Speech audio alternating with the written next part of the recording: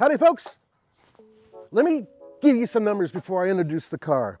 276 horsepower, 289 pound-feet of torque, 2-liter turbocharged engine, 6-speed manual transmission, or an 8-speed dual clutch, and a beginning price of under $34,000 with that manual.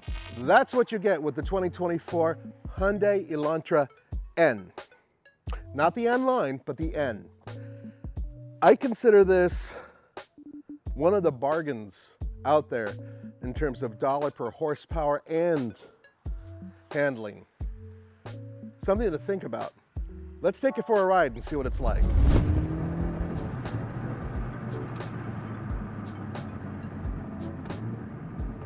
Yeah, that's real quick.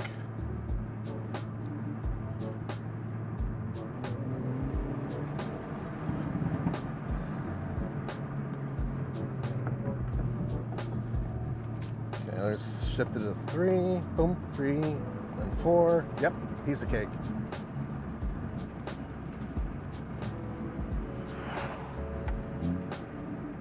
Yeah, this thing, okay, let's try this little. Yeah, it's just like the manual I drove, really well dampened. So let's talk about what's new for the new year, because they did do a few things. It's not just a pretty face. They've actually changed the face a little bit. So there's better cooling for the brakes. There's different bushings that they've actually used on the rear shock mounts. So they went from a rubber to a urethane setup. They've also changed around the steering, the front suspension as well. So the majority of the handling components on this vehicle have been upgraded. I'm having a hard time telling you the difference between this one and the old one I drove in that respect, but I will say that they are both ridiculously fun. Here we go.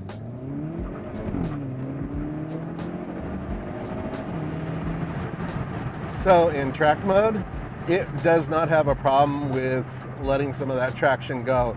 Traction control is not very intrusive. That might be a good thing, because I was burning some rubber catching up to that guy in front of me. Had no problem doing that whatsoever.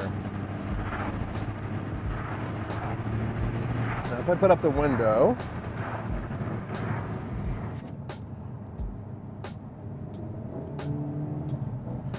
it's really not that loud at all. You can hear the exhaust and you can hear the engine, but it's not crazy.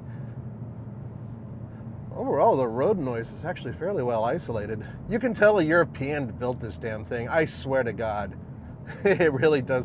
This thing feels way more European than a lot of its contemporaries. That I can tell you.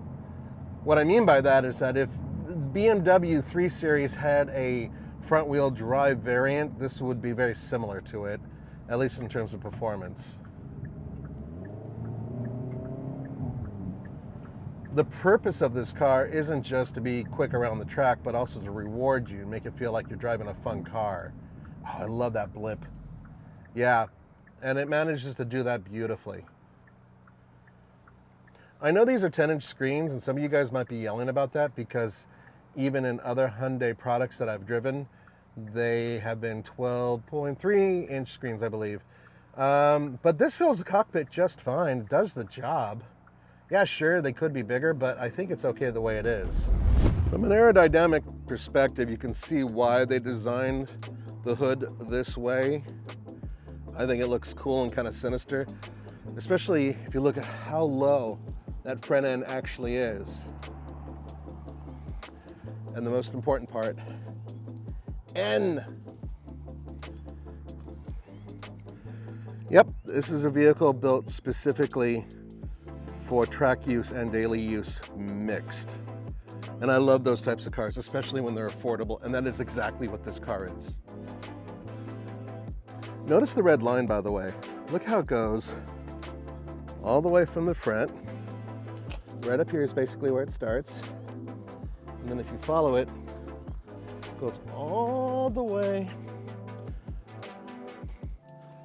to the back. Pretty cool, right? Oh, and check out the exhaust. What? That's awesome. Yes, there's a rear wing, and yes, it is a front-wheel drive car, but it's actually functional. And it's not to keep the rear end planted per se at high speed because there's no power going to the rear, but it is for stability. One of the really big changes this year are these new wheels, which take up to 8 pounds out of each wheel. Now, if you divide that by 4 and you think about how much you're saving, not only in overall mass, but also in terms of how much power it takes to turn the wheel, you have a car that's more responsive and brakes faster. Now, these are Michelin's mounted on 19-inch wheels. These are 245/35 ZR19s. I wanted to point out one unusual thing. I don't mind it per se, but some people have been complaining about it, I've overheard, and that's this line. Look at this. It pops upward, so it becomes clamshell over here on the hood, right? Clamshell, and then whoop, folds in this way. So for some people, they think it looks like a gap, especially with the shadows. So one more thing that they changed were the engine mounts. Given that this is a pretty hyper engine, making sure that it's cradled better makes a lot of sense, right?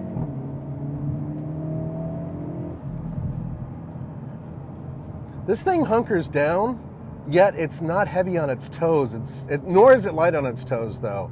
The heavy steering, which is just to my liking, really changes things up. Once again, it really does have a very European feel to it.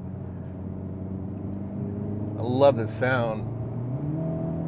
Oh, oh, oh, oh.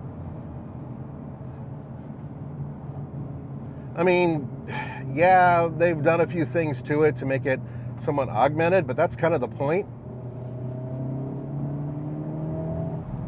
Car like this you want to hear, and I think they did a really good job with that. It may sound better altogether than the Honda Civic R I recently drove. I think that's much more of a beast, but this is definitely, oh, hi Sheriff.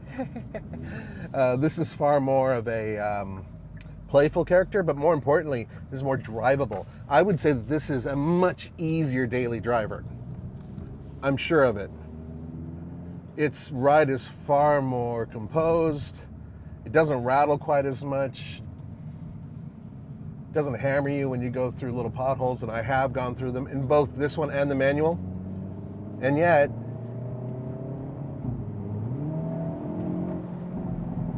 oh, I love it. That's a great sound. Great sound. So I can't tell you for sure whether or not the new engine mounts or using urethane in the back or changing around the steering rack or any of those things really make a major difference in terms of its overall performance compared to what I've driven before. It's just hard to tell. But I can tell you this, it's still a hoot. And it's a ridiculous bargain for what you're buying. So much fun for what I consider to be a pretty reasonable amount.